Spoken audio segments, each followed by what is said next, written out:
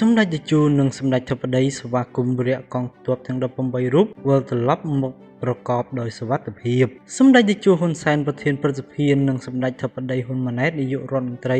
បានផ្ញើសារសម្ដែងការស្វាគមន៍ការវិលត្រឡប់មកវិញរបស់វីរៈកងទ័ពកម្ពុជាទាំង18រូបនៅព្រឹកថ្ងៃពុធទី31ខែធ្នូនេះតាមច្រកព្រំដែនខេត្តប៉ៃលិនទាំងបណ្ដាញសង្គមសម្ដេចតេជោនិងសម្ដេចធិបតីបានបង្ហោះសារនៃការស្វាគមន៍ខ្លឹមសារដូចគ្នាបែបនេះថា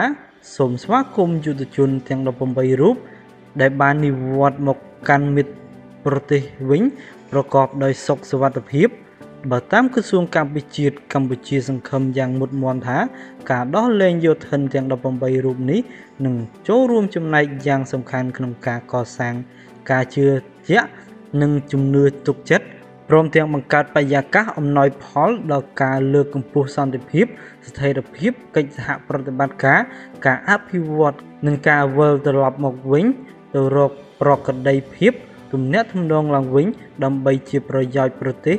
និងប្រជាជនទាំងពីរនាពេលដ៏ឆាប់ខាងមុខ